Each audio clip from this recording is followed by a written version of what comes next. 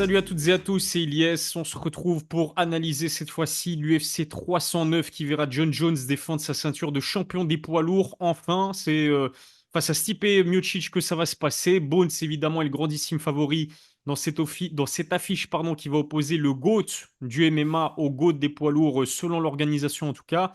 Et puis Movsar et moi, en fin de vidéo, on parlera aussi du co-main event explosif qui va opposer Charles Oliveira, Michael Chandler. Je vous rappelle que tout ça, ça se passe le dimanche 17 novembre au Madison Square Garden de New York. Et donc, comme vous les avez pu l'apercevoir, on fait pour cet exercice-là toujours appel à Movsar Ibragimov, combattant de MMA professionnel. Il en est à 3-0 depuis son passage chez les pros. 3-0, 3 finishes. En plus de cela, comment tu vas, Movsar? Ça va super. Et bientôt le quatrième combat fin de cette année. Les gars, petit disclaimer, j'ai des lunettes c'est parce que je me suis fait opérer des yeux. C'est pas pour le style, donc vous n'allez pas choper ma veste. Exactement, c'est pas du tout parce qu'il se la raconte comme on se l'est dit juste avant de faire cette analyse-là. Non, non, non, pas du tout. En fait, il s'est fait opérer au niveau des yeux. On te souhaite d'ailleurs un prompt rétablissement, Mofsar. Et ce qui va pas t'empêcher, je te le souhaite en tout cas, de décrocher une quatrième victoire depuis ton passage chez les professionnels, Inch'Allah. Ah, justement, t'as peut-être un peu plus d'infos à nous confier concernant ce quatrième combat pro. Est-ce que tu as déjà le nom de l'adversaire, l'organisation, la date, etc. Donc c'est à Apollo le 7 décembre. J'avais un adversaire déjà, mais il s'est cassé le pied. Donc ils sont en train de trouver un autre, mais ils vont trouver. On nous a fait plusieurs propositions, hein, mais des fois il y a des mecs un peu trop nuls, du coup on refuse, tu vois, parce que j'ai pas envie de m'afficher en tapant des mecs gays, tu vois. Donc voilà, on cherche des vrais adversaires, mais on va faire le show, ça c'est sûr. Excellent. L'Apollo, c'est en Belgique, ça se passe, c'est ça? Et ça, ouais, en Belgique. Dis-nous où pour que peut-être tes fans là Euh, qui vont suivre l'analyse. Charleroi, ça va être à Charleroi, mais de toute façon, si vous me suivez sur les réseaux, il y a les affiches, il y a tout, il y a les liens pour la billetterie. Donc ceux qui veulent être de la partie, vous m'envoyez un message, vous regardez un peu, c'est facile de trouver. Vous savez ce qu'il vous reste à faire. Et si vous n'êtes pas encore abonné au compte Instagram de Mossar, vous savez aussi ce qu'il vous reste à faire. Je mettrai le lien de son Instagram dans la description. Movsar, on va rentrer dans le vif du sujet. UFC 309, John Jones vs Stipe Miocic. C'est l'un des derniers pay-per-view de l'année à l'UFC, qui plus est dans la mythique arène du Madison Square Garden. Selon toi, Movsar, est-ce que la carte de cette UFC 309, elle est vraiment à la hauteur de l'événement? Franchement, j'ai bien regardé, et c'est rare quand ça me fait ça, mais je trouve vraiment la carte éclatée au sol. À part les trois derniers fights avec Bonical. Et encore, hein, même celui-là, ça va, tu vois. Mais les deux derniers sont vraiment bien. Mais ouais, la carte, vraiment pas ouf. Moi, perso, je trouve qu'elle est vraiment claquée, la carte. Oh, je suis désolé de dire que je suis d'accord avec toi, mais totalement, hein, j'ai la carte en face de moi. Franchement, ça veut pas dire qu'on n'aura pas droit à des très beaux combats, tu vois. C'est pas là la question. C'est pas une science exacte, évidemment. Mais en termes d'affiches, en termes de combattants qui sont présents sur une carte du Madison Square Garden, c'est vraiment the place to be pour le sport en général, mais en particulier aussi pour les sports de combat. Et c'est vrai que force est de constater qu'à part, comme tu l'as dit, les trois derniers combats, Bonical vs Paul Craig, Charles Oliveira vs Michael Chandler, qui pour moi est sur le papier vraiment le meilleur combat de cette UFC 309, et puis le main event entre John Jones et Stipe Miocic, on va y revenir, mais même le John Jones vs Stipe Miocic, pour moi, c'est pas fou. Franchement, c'est une carte assez décevante. Peut-être un petit peu, est-ce qu'on peut dire, Movsar, que c'est un petit peu à l'image de l'UFC cette année? Moi, personnellement, je trouve que 2024, en termes tu vois, d'événements grandioses, de combats mainstream avec des très belles affiches, c'est loin d'avoir été la meilleure année 2024. Ouais, tu vois, on a eu quelques trucs bien. Par exemple, de temps en temps. En fait, moi, je trouve qu'ils ont été constants. Ils ont été constants avec les Fight Night, etc. On a toujours eu de quoi se mettre sous la dent. Mais c'est vrai qu'on n'a pas eu un Khabib McGregor, tu vois. Mais après, c'est dur de mettre en place ce genre de choses-là. Mais quand tu y repenses bien, tu vois, sur l'année, ils nous ont régalé quand même. On a eu des affiches qui vendaient. Parce que j'ai pas envie de leur jeter la pierre, c'est un peu la faute des combattants. Si, tu vois, il nous faut de la hype. On a eu beaucoup de Alex Pereira, on a eu beaucoup de beaux trucs. On a eu du Islam. Donc, ça va, tu vois. Je serais pas trop dur, mais c'est vrai que le mainstream, il n'y a pas eu tellement que ça. Même, je dirais que le plus gros fight de cette année, ça a été Doumbé Baki, je crois.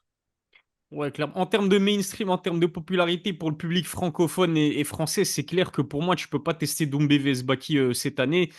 Et bon, on aurait pu on aurait pu avoir un combat vraiment encore plus mainstream que ce Doumbé Baki, à condition Si le résultat avait été différent, mais je veux parler de Benoît Saint-Denis vs de Sim Poirier. Alors ne nous faites pas dire ce qu'on n'a pas dit, évidemment. Benoît Saint-Denis vs de Sim Poirier, d'un point de vue sportif, ça a des années-lumière de Cédric Doumbé vs Baki, mais je pense vraiment que si Benoît Saint-Denis s'était imposé contre de Sim Poirier, sa hype, elle aurait pris une ampleur juste folle. Donc c'est vrai que si on se place uniquement dans la peau d'un amateur de MMA français, c'est vrai que c'était pas vraiment la meilleure année qui soit. Cyril Gane, il n'a pas combattu cette année, il va combattre en décembre, mais il était assez inactif comme ça.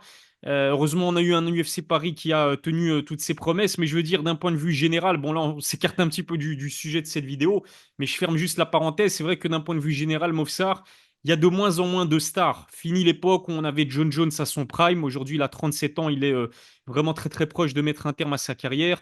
Khabib n'est plus là. Conor McGregor, il est inactif. Ça fait des années qu'il est censé affronter Michael Chandler, mais je doute vraiment qu'il refasse un jour son retour sur le devant de la scène à l'UFC. On a quand même Khamzat qui a plié en quatre Robert Whittaker, mais il est trop inactif par rapport à avant. Kamaru Usman, il combat plus trop. Ça y est, il a perdu maintenant. C'est plus le champion sans pitié qu'il était à l'époque. Enfin bref, encore une fois, je m'écarte un petit peu du sujet, mais il y a de moins en moins de stars, hormis peut-être Alex Pereira et puis Ilia Topuria, qui a quand même réussi l'exploit en 2024 d'éteindre Volkanovski et Max Holloway. Ouais, il y en aura des nouvelles, tu vois. Tout le monde se fait remplacer. Même Cristiano Ronaldo, il s'est fait remplacer. Tout le monde se fera remplacer. Et il y en aura des nouveaux. Et si c'est pas eux, c'est moi qui arriverai prendre la place de la star, t'inquiète. Voilà, exactement. Le rendez-vous est pris. Et revenons donc au sujet principal de cette analyse Mofsar, John Jones vs Stipe Miocic, un combat que l'UFC présente comme étant le combat qui va opposer le plus grand combattant de MMA de tous les temps, John Jones, au plus grand poids lourd de tous les temps dans l'organisation, c'est-à-dire Stipe Miocic. Est-ce que tu es d'accord avec sa première question? Et puis surtout, j'aimerais savoir si l'opposition te hype vraiment.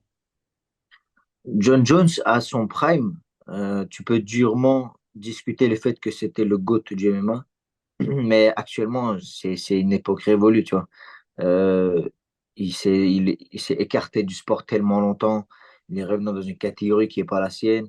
Là, il affronte quelqu'un qui était à son prime il y a 10 ans aussi. En fait, c'est presque, attention, je dis presque au niveau des combats d'exhibition qu'ils font Mike Tyson avec des mecs de là. En fait, ça serait un combat légitime pour moi s'il affrontait des personnes qui combattent actuellement.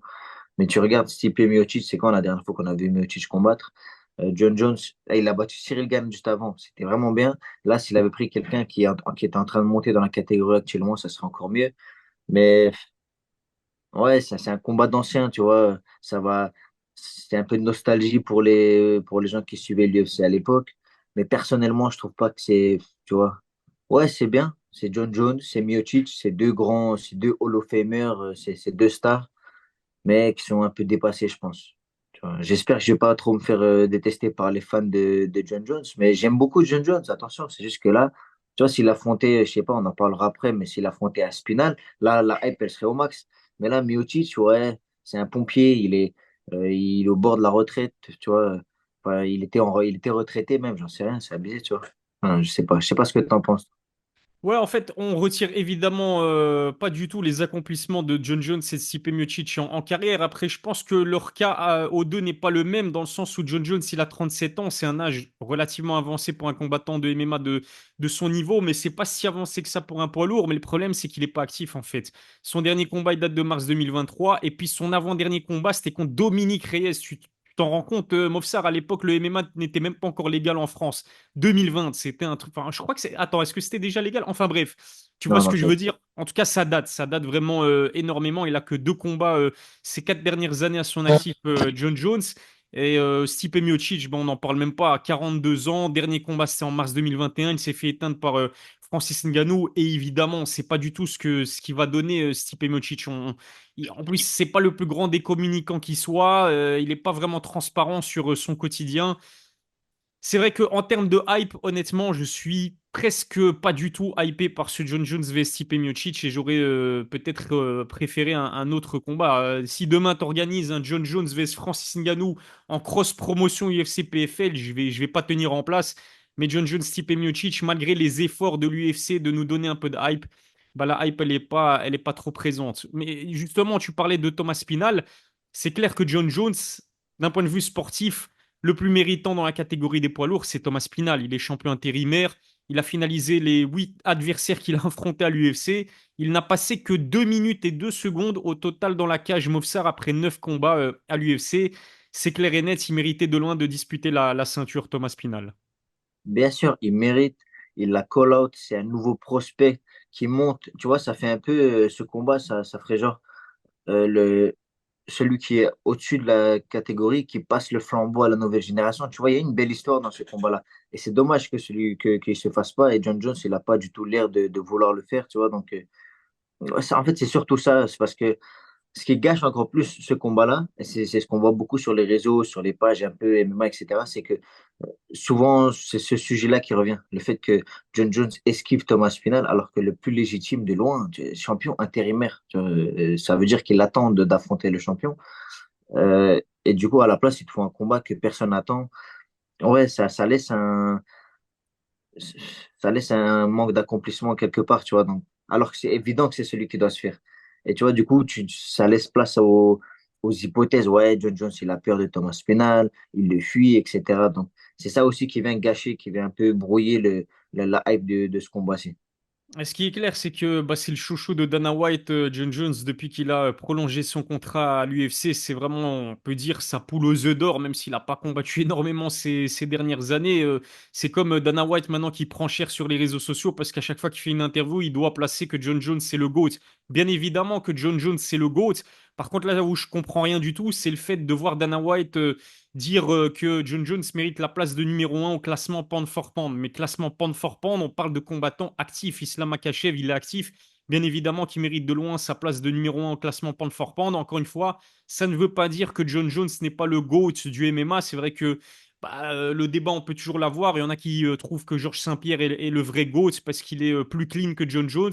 D'autres qui disent que oui, John Jones est bel et bien le numéro un de tous les temps dans les MMA. Enfin bref, le débat, il aura toujours lieu. Mais c'est vrai que je trouve en tout cas que Dana White et l'UFC en général protègent un petit peu trop John Jones parce que le plus méritant et de loin, c'est évidemment Thomas Spinal et il aurait mérité d'affronter Bones. Par contre, attention, ce que je n'ai pas dit depuis le début de cette vidéo, Mobsar, c'est que Thomas Spinal, c'est le backup de ce main event de cette UFC 309. Alors imagine un seul instant si Stipe Miocic se blesse et que Thomas Spinal le remplace et qu'au final on a droit à un John Jones vs Thomas Spinal, ce serait vraiment incroyable. Ouais, ça serait, ça serait vraiment le meilleur retournement de situation que cette UFC puisse avoir. Je peux te dire que mes plans de la soirée vont changer direct. J'ai fait, hop, ok, on va aller chercher deux, trois Red Bull, on va pas dormir cette nuit. Donc, Ah, c'est clair. ouais, ça, tu vois, ça serait bien, mais bon, c'est pas ce qui est prévu et ça a peu de chances que ça arrive, tu vois. Donc, ouais. Après, est-ce que ça donne pas aussi l'impression que John Jones, il cherche de l'argent simple, tu vois, de l'argent facile, euh, et aussi, il cherche à préserver Mhm. tu vois, ce qu'il a construit. Ouais, je comprends, tu vois. T'as pas envie de partir sur en te faisant tabasser par un petit jeune qui arrive. Et je dis pas que c'est ce qui arriverait, mais peut-être que lui, il le pense, tu vois. Donc, voilà. Après, on peut spéculer longtemps. C'est ça le truc. Avec les si, avec les trucs, on refait le Mhm. monde. Ouais, c'est vrai que on dirait qu'il essaie de nous faire une Floyd Mayweather, protéger son invincibilité, même s'il n'est pas vraiment invaincu, mais on va revenir un petit peu plus tard dans cette vidéo. Tu vois, il est intelligent, il sait que le risque, le jeu n'en vaut pas la chandelle face à Thomas Spinal parce que le risque serait trop grand, alors que Stipe, bon, quand même, faut mettre du respect sur Stipe en termes de prestige. Stipe, c'est quand même devant Thomas Spinal, mais encore une fois, le mérite revient à Thomas Spinal et peut-être que je ne le souhaite pas absolument pas à Stipe une blessure. Mais si Stipe venait à se blesser et qu'on ait un John Jones Thomas Spinal en combat principal de cette UFC 309, franchement, ce serait légendaire, même si encore une fois, je ne souhaite pas la blessure à Stipe. Ce qu'il faut dire pour revenir à bah, ce dont on parle depuis quelques minutes maintenant, c'est que John Jones, il a même confié en interview Movsar que s'il venait à battre Stipe Miocic et dans le cas où il prendrait pas sa retraite, il serait plus intéressé à l'idée d'affronter Alex Pereira plutôt que Thomas Spinal, parce que selon lui, Pereira, c'est un nom qui est plus prestigieux, plus grand qu'Aspinal, et ça étofferait encore un petit peu plus sa legacy. Qu'est-ce que t'en penses? Bah, ça va plus vendre. Tu vois, ça rejoint un peu ce que je te disais juste avant. Ça fait encore plus money fight, tu vois. Thomas Spinal, il est plus complet, beaucoup plus dur à lutter, beaucoup plus dur à amener au sol. C'est quelqu'un qui a grandi dans le MMA, alors qu'Alex Pereira, c'est quelqu'un qui a grandi dans le kickboxing, très dangereux, etc. Mais par exemple, si je te dis, si tu es le coach de John Jones et que tu dois dire un game plan pour John Jones, qu'est-ce qu'il va faire contre Alex Pereira? Comme il va lui Tout faire est comme dans les Cyril jambes. Gane. Voilà, comme Cyril Gane. Il va l'amener au sol, contrôle, boum, boum, boum, étranglement. Et la voie de la victoire, elle est facile. Le chemin, il est facile. Est-ce qu'il va y arriver? Tu vois, ça, c'est toujours un combat. Tu n'es jamais sûr de ce qui va se passer. Mais la voie de la victoire est beaucoup plus simple contre Pereira que contre Thomas Spinal. Donc, encore une fois, ça rejoint un peu ce que je te disais. Il veut protéger un peu sa legacy, tu vois, son héritage. Ça se comprend, tu vois, ça se comprend. C'est intelligent. Mais les gens aiment le risque. Les gens aiment quand les combattants prennent du risque. C'est ça la différence. Ouais, exactement. Thomas Spinal, c'est vraiment de loin l'adversaire le plus dangereux dans la catégorie pour John Jones, pardon, et je pense que Bones en est bien conscient. Venons-en d'ailleurs au dernier combat de John Jones à l'UFC. Ça date de mars 2023. Il s'est imposé par soumission via guillotine. Tain, je vais y arriver, j'ai du mal.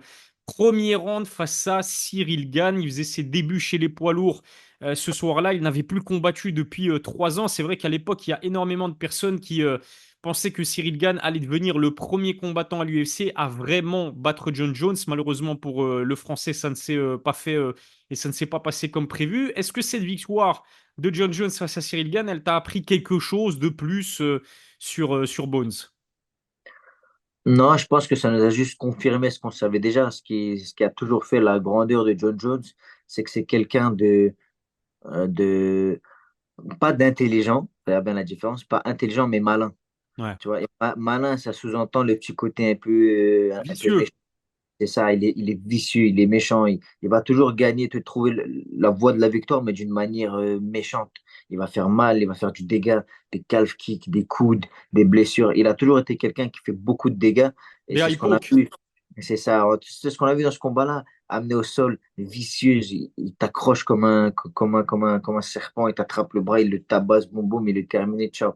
Tu vois, donc très très malin, très très doué pour trouver le chemin de la victoire et ça a confirmé ce que j'ai toujours trouvé impressionnant chez John Jones, tu vois. Donc poids lourd léger, ça reste le même, tu vois. Donc ça reste toujours le combattant qu'il est.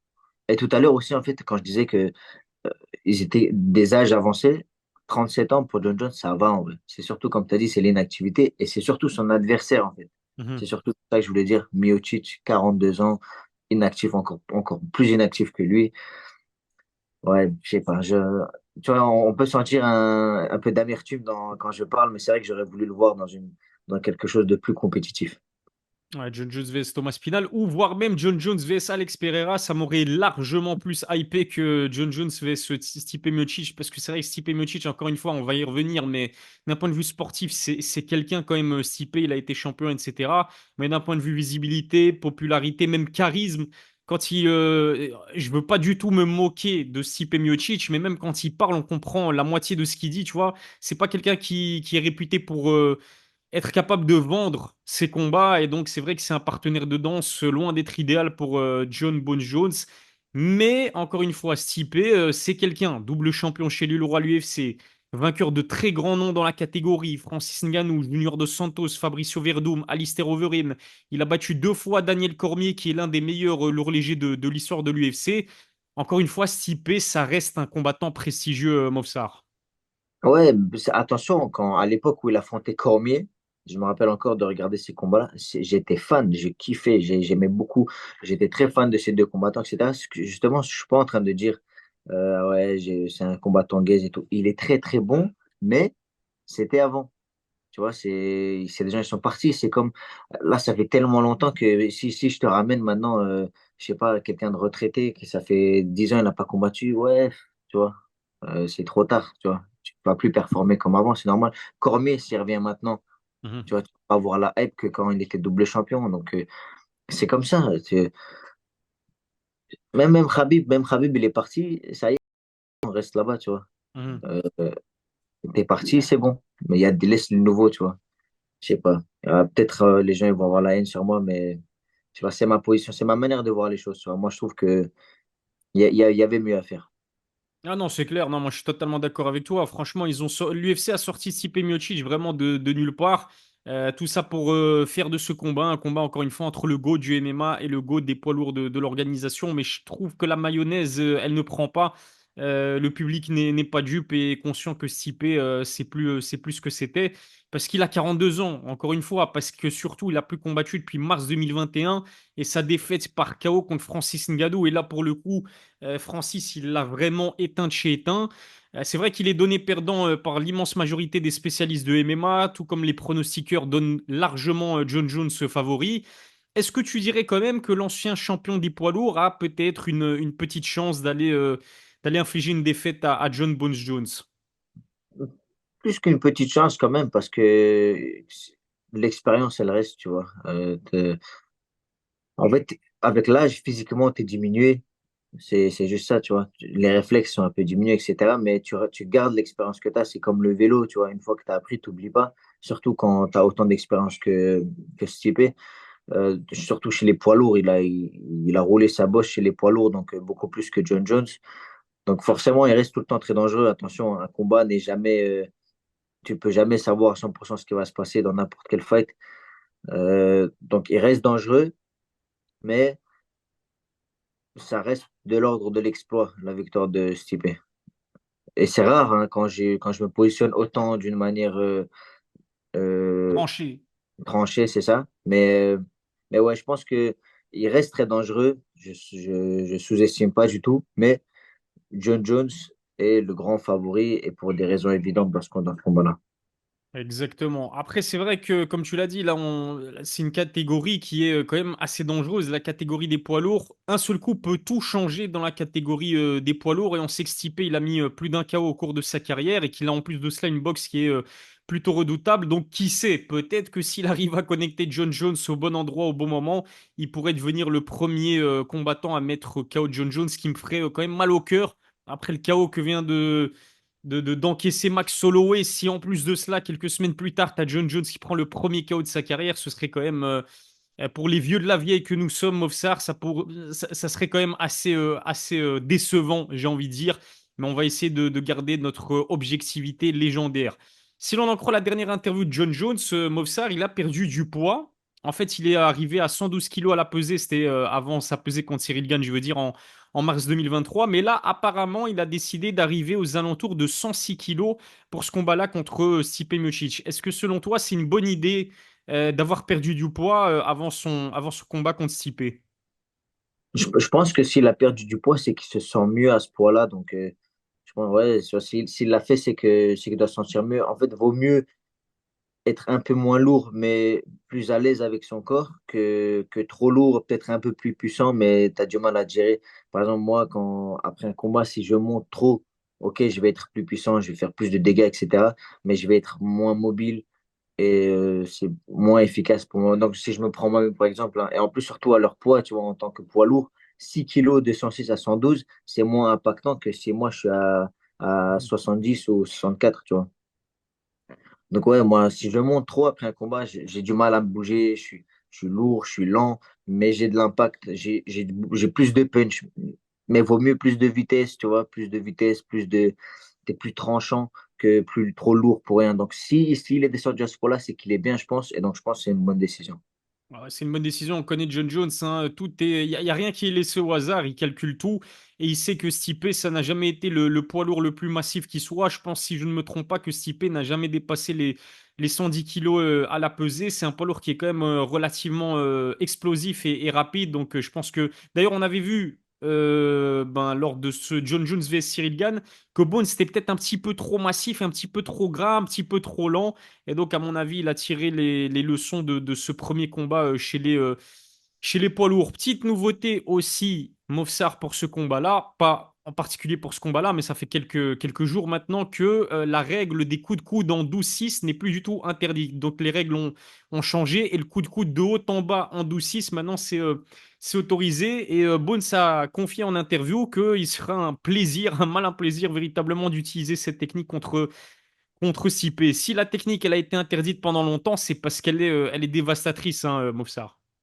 Ouais, c'est ça, très dévastatrice. C'est comme tu l'as encore répété, il est malin, tu vois, il est très très malin. Il est vicieux et c'est vrai que ce genre de technique-là, elle l'arrange bien. Et il n'y a pas que ça aussi d'ailleurs, c'est les positions.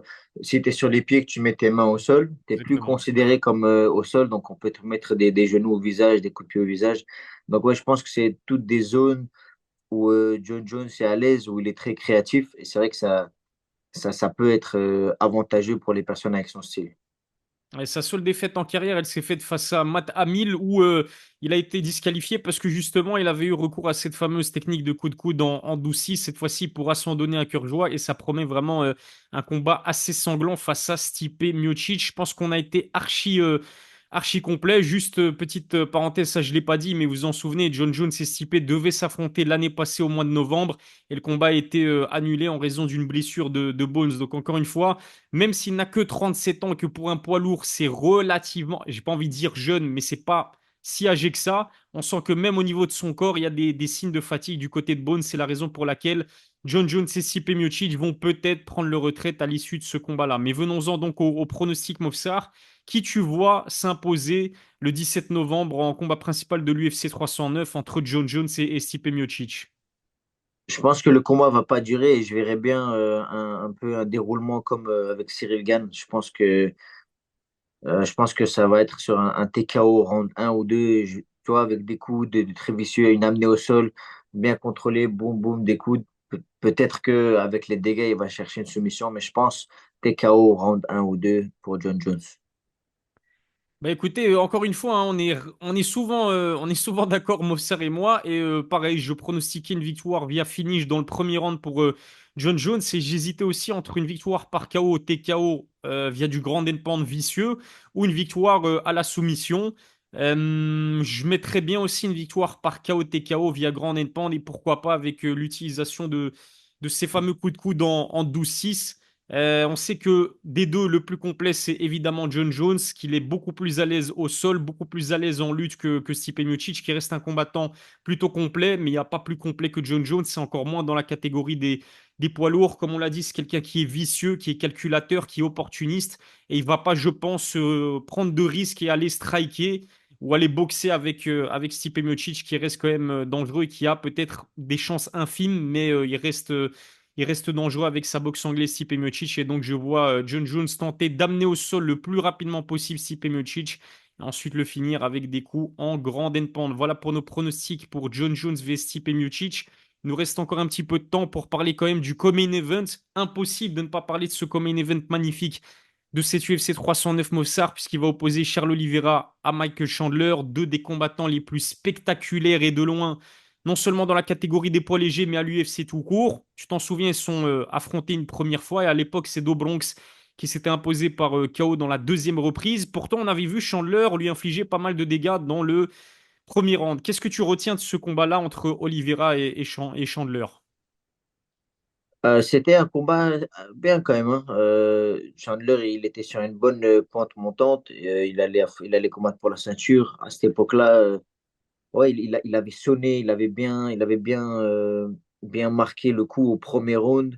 Puis comme Oliveira le faisait toujours à cette période-là, il est revenu et il a fini. C'est ce qu'il avait fait il a fait à Dustin, il a fait à Mhm. Gaethje, il a fait à Chandler. Chaque fois, il se faisait sonner et il revenait dans le combat. Donc, ouais, c'était un beau combat, hein. Et au vu de ce premier combat, celui-ci me hype plutôt pas mal.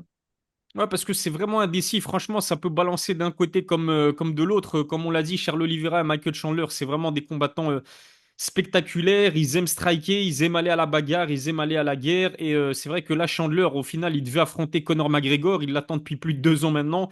Il en a eu marre de l'attendre et l'UFC lui a offert une revanche potentielle face à Charles Oliveira. C'est vrai qu'ils sont plus trop au top de leur forme parce que Chandler, il a plus combattu depuis novembre 2022 et sa défaite par soumission contre Dustin Poirier. Il reste sur une seule victoire sur ses 4 derniers combats. Et en plus de cela, cette victoire, elle s'est faite contre Tony Ferguson, qui n'est plus du tout à son prime, lui non plus. Et puis en ce qui concerne Charles Oliveira, il en est à une victoire sur ses 3 derniers combats. Il s'est incliné à la décision partagée contre Armand Tsarukyan. Précédemment, il avait explosé Binil Dariush et ça, franchement, c'était une victoire assez spectaculaire. Et avant cela, il a perdu, j'allais dire, il a perdu sa ceinture, non, parce qu'il l'avait déjà perdu à la pesée mais il a perdu contre Islam Makhachev via Triangle Choke dans la deuxième reprise. Tu te souviens de ce combat? Franchement, c'était le combat de l'année en 2022. Euh, Franchement, je ne saurais pas dire lequel des deux est le plus avantagé sur ce combat-là. Encore une fois, ça peut balancer d'un côté, pencher plutôt d'un côté comme de l'autre. Toi, personnellement, c'est quoi ton pronostic? Lequel des deux tu vois s'imposer en co-main event de cette UFC 309? Franchement, il est dur à pronostiquer hein, parce Ouais, que Chandler, il a été tenu pendant 2 ans, bloqué pendant 2 ans par Connor, alors qu'il était très actif avant ça. Oliveira, il est très très bon, hein, parce qu'attention, comme tu as dit, il est sur des défaites, mais split, décision partagée contre Arman, qui est en train de monter et qui va affronter Islam pour la ceinture. Tu vois, ouais. et il a battu Benil Dariush au moment où tout le monde le pensait à son prime. Tu vois, donc il reste quelqu'un de très dangereux, très très fort. Ouais, le combat, il est bien. Je pense que c'est dur à pronostiquer, hein. C'est des gens qui prennent des coups. C'est tous les deux des gens puissants qui finissent les gens. Donc, je sais pas. Je pense quand même, je donnerais Oliveira. Je donnerais Oliveira parce que je sais pas à quel point Chandler a été actif pendant ces 2 ans, bloqué par Conor à pas connaître de date. Ouais, c'est ça qui rend ce combat intéressant, c'est la difficulté de le pronostiquer, mais je donnerais un petit avantage à Oliveira. Et je pense pas que le combat ira à la décision, vu que c'est en common, je suppose que c'est en 5 rounds. Je dirais KO de Oliveira dans un échange. Je le vois bien gagner par KO. Ok, assez intéressant. D'ailleurs, je vais juste vite fait voir si on sait déjà. Ouais, effectivement, c'est un 5 rounds. Mais ce qui est sûr, c'est que on n'ira pas jusqu'au cinquième round. Honnêtement, je doute vraiment fort de voir Chandler et Oliveira aller jusqu'à la cinquième reprise. J'ai même des doutes dans le fait de les voir aller tous les deux à la troisième reprise. Ça va se finir sur un KO ou sur une soumission, pourquoi pas.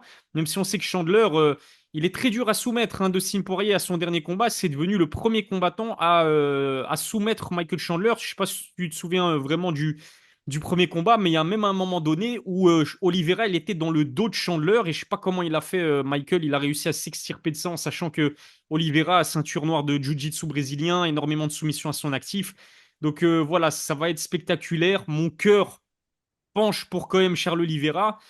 Via soumission, via KO, ça va être vraiment difficile de le déterminer. Allez, j'ai bien envie de pronostiquer une victoire via soumission pour Charles Oliveira. Il va sonner Chandler debout et ensuite, en véritable opportuniste qu'il est, un petit peu à l'image de ce qu'on l'a vu faire contre Justin Gaethje, je le vois bien s'imposer via étranglement arrière. Voilà en tout cas pour cette analyse et pronostic de l'UFC 309. N'oubliez pas de vous abonner à ma chaîne, de lâcher un pouce bleu si cette vidéo vous a plu et donnez-nous également vos pronostics pour ces deux combats dans les commentaires. Movsar, comme d'habitude, c'était un vrai plaisir de discuter avec toi. Prends soin de toi et à la prochaine pour une nouvelle analyse.